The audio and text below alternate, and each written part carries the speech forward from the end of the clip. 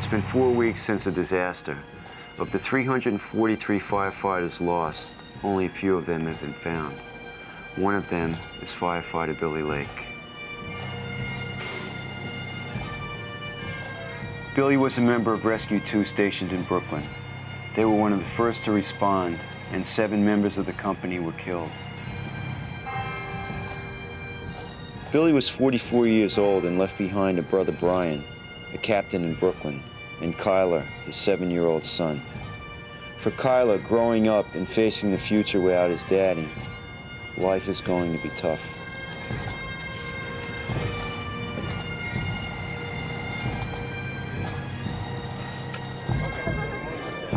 Steve Gregory, as Assistant Commissioner, is trying to attend as many funerals as possible. But he and everyone else is still reeling from the shock. The events of that day still haunt him. I have 13 engines so far and 6 trucks, including those in responding to various staging points. Are you ready to write the identities?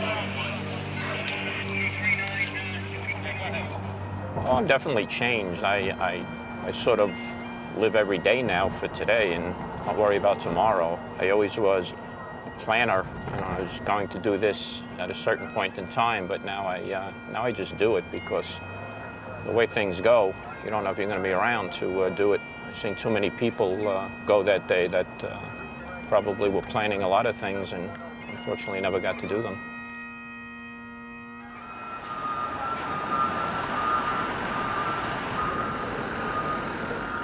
Such is the brotherhood of the New York Fire Department. A single death affects every firehouse in the city.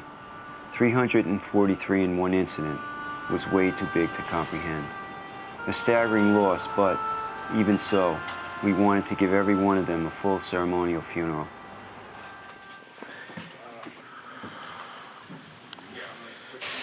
We're going to a funeral for Michael Lynch, and he's one of 2-7 Battalion's firefighters. He's assigned to Ladder Company 32, and significant parts of his body have been found at the World Trade Center. It's the opportunity for a family to go full circle, I guess, from the beginning of all this, from the beginning to now, and they can finally put their son, brother, to rest.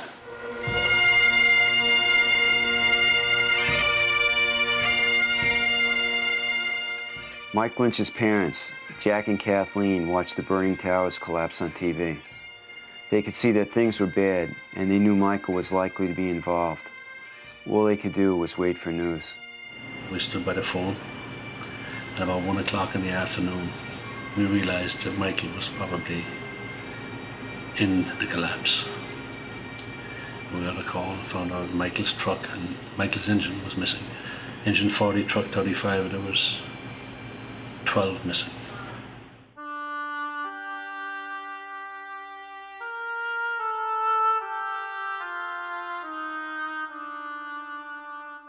I went down there 2 days after the collapse, and I saw the devastation, the catastrophic devastation, and I knew when I looked at it, I knew that nobody who was in there had survived.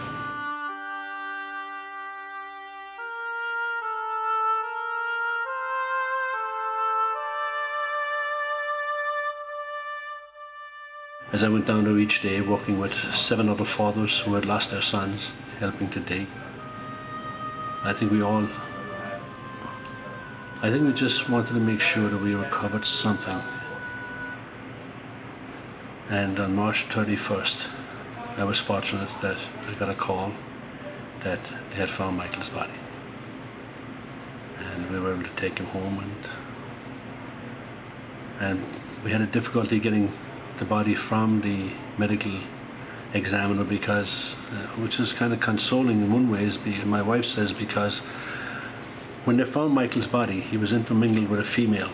His body and the female's body were intermingled. So the medical examiner told us that he was either protecting a person or carrying the person. And if he died that way, we're very grateful that that's the way he died.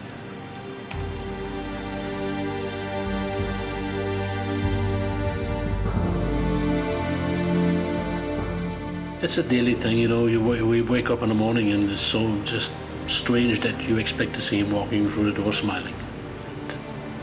You know he's not going to. I probably go to my grave with this loss. Always missing the physical presence of Michael. His siblings will probably, you know, be able to handle it a lot easier than I will. But personally, I don't think I'll ever get over the loss of Michael.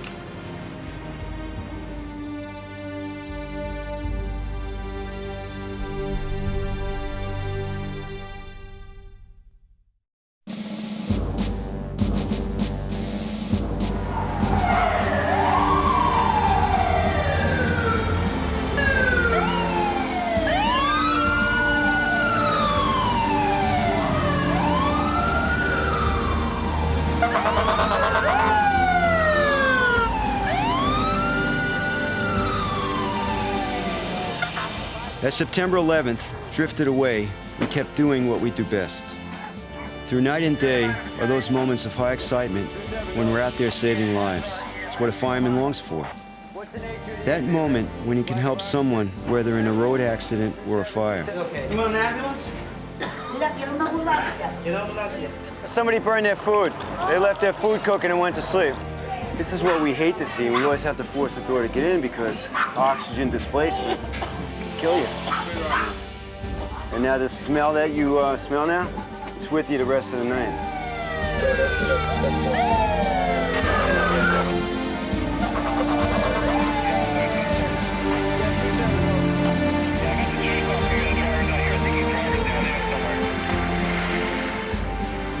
Okay, step back, don't move. How you doing? All right, just don't roll around. Keep your head just the way it is. He was in a head-on. He went over the handlebars. He doesn't know if he lost consciousness or not. He's okay. He banged his head pretty good, too, but thank God for the helmets.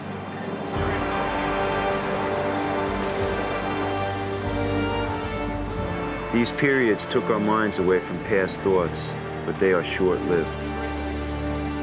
Back in the firehouse, the men were trying to keep a brave face on things. This generation will lift a dark thread of violence from our people and our future. We will rally the world to this cause by our efforts, by our courage. We will not tire, we will not falter, and we will not fail.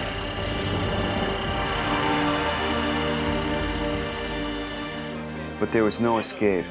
Every day there was something in the press to reignite the emotions. Every other week it's popping up in the paper about the money families are getting and the resentment among firefighters and civilians. And it's a shame because they put a dollar value on it. Take the money, okay, we got X. $20 million, okay? $20 million divided by how many civilians lost their lives? Done. But I know it's not done that way, and the politicians got involved. What a shame, huh? What we're talking about here? Yeah. Let's see what it's talking about. It helps. It's unbelievable. Is this what happens at these things, you know? A disaster? It takes this effect later on, we're still feeling it. Look at the way look at how it's evolved. It's evolved into, you know, grading society and our views. Well, that just shows you the towers are down, but the repercussion is still being felt throughout the department, you know? So, Throughout the world. Throughout the world, yeah. The argument was not about money for themselves. It was about taking care of all the families that had suffered.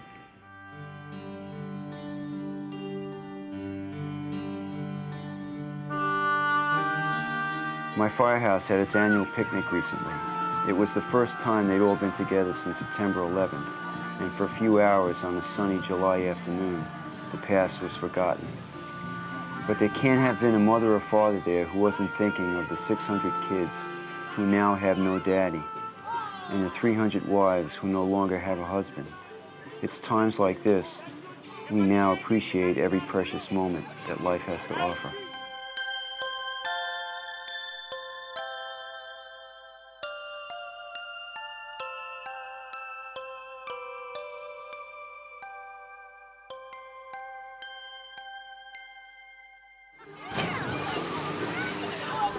The events of September 11th have had a major influence on how our families relate to each other. Billy O'Keefe is one of my most experienced firefighters. I think my wife worries a lot about it a lot more. The hugs are tighter. Sometimes there's tears in her eyes. We'll settle up all our arguments before we leave. You know, if any argument that we may have had, I don't leave the house mad. And it had to be something big now to get us rattled. Because she knows as well as I do, it may be the last time we see each other. The kids, too, have been badly scarred. September 11th, it was unfortunate, but my son's teacher thought it was in his history class, thought it was a piece of history that the kids should watch. And he rolled the TV set in.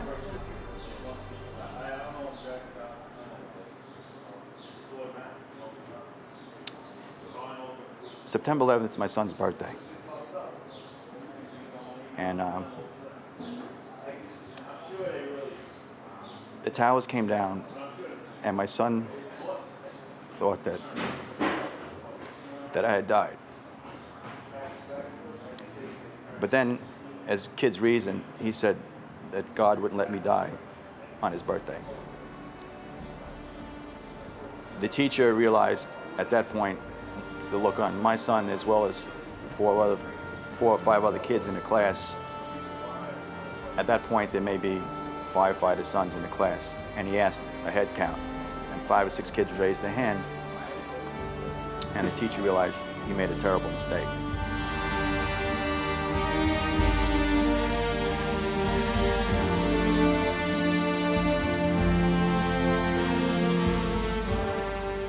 "9/11 was my son Mike's birthday, and now it's a national tragedy.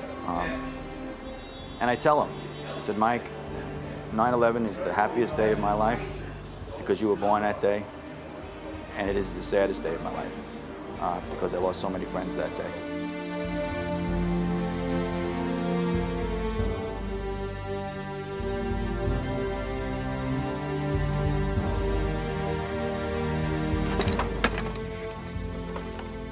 John Viren, my aide, is also touched by it all.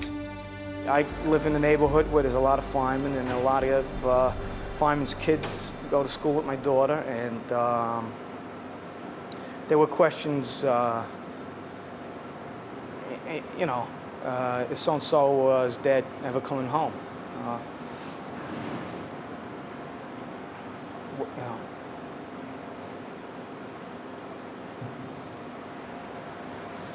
What do you tell him?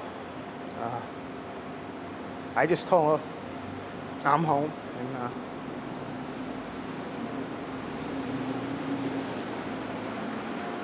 you move on, you know? It's tough for the kids.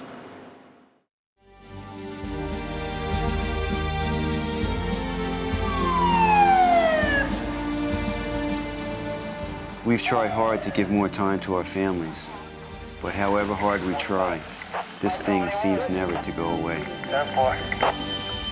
Everyone can see the pain and anguish in the families of those who lost loved ones that day. But what isn't so clear is what is going on in the families of those who survived. Bob Bacon, who works with the engine company in my firehouse, was trapped in a stairwell of the North Tower. He was lucky to survive. He was one of the last firefighters to get out. His wife, Kathleen, still has concern about him. The only time that he was very emotional was the morning that I saw him on the 12th. You know, that was his really only, you know, kind of, you know, he was crying a little bit, and, you know, we were clinging to each other like, oh my gosh. But, you know, it's almost easy to forget in a way, you know, how close it was, and you just go on with your life every day. But it's, you know, it's always in the back of your mind, and I just try to, you know, give him a kiss and say be careful, and, you know, hope for the best. So. But Bob tells the story of the tower collapsing on him in a matter-of-fact way. I don't think the shock of it all has hit him yet. but perhaps it's his way of dealing with it. We got to the 26th floor, and when the whole building shook, the lights flickered, pretty loud noise. We looked at each other and immediately headed right back in the stairwell, and the lieutenant had said, you know, we're leaving. And as I turned the corner on the third floor landing, the stairwell just erupted into a hurricane. This huge, incredible force of wind and debris actually came up the stairs, knocked my helmet off, knocked me to the ground. It's pitch black, large amounts of dust in the stairwell. So as I was crawling around to start down the next set of stairs, the landing just collapsed underneath me. So I dropped pretty much a full floor. When I finally came to stop, I was hanging from a beam that was in between my legs, and I was probably maybe 4 or 5 feet off the first floor.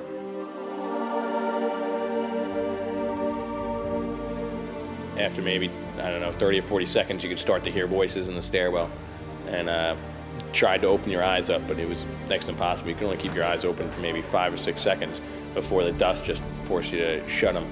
But I remember hearing voices. I remember hearing my lieutenant calling for me, asking me where I was. And then at this point, I could also start hearing other firemen in the stairwell. You know, who's there? Who's that? Where are you? And then there was a chief that was still alive for a while. Probably he was alive with us for maybe an hour and a half. And then we really didn't hear anything from him. But it was probably after maybe 3 or 4 hours that enough of the dust settled and everything that one of the guys that was up above us, you know, said he thought he could see the sky.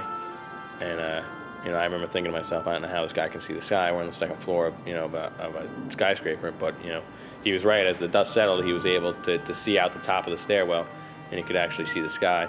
And then to see the sight walking out of the stairwell, I mean, it looked like something out of a movie. You know, I couldn't even believe it. You know, unless you were there, you wouldn't really believe it. You know, if you didn't know what was going on, and if you clicked on the TV, you'd probably thought you were watching a science fiction movie and not looking at Lower Manhattan.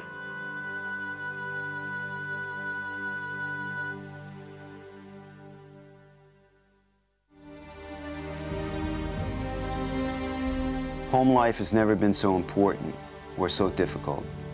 Lissy, my girlfriend, who I've known 14 years, has had a lot to contend with.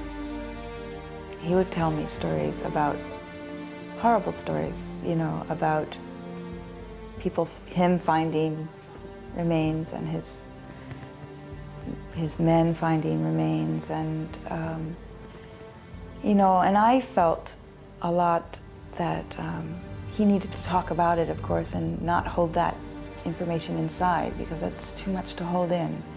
It's too enormous, you know, to find people's limbs and parts of their bodies. And when he was in the thick of it, you know, he was on edge, completely on edge, and drinking gallons of coffee, and he couldn't rest, you know.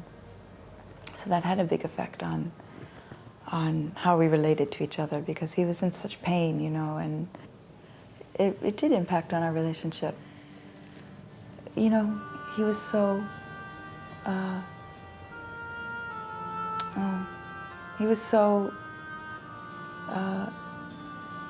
exposed and vulnerable, and I think he didn't have his calmness and his forces to think clearly about things and discuss things, you know. And I think that there were situations that Mike maybe would have handled more smoothly with me and less volatilely with me than he would have had he not been so stretched. When he would erupt, it would be with me. I think that was the place, and I was okay with that too. I understood that, you know.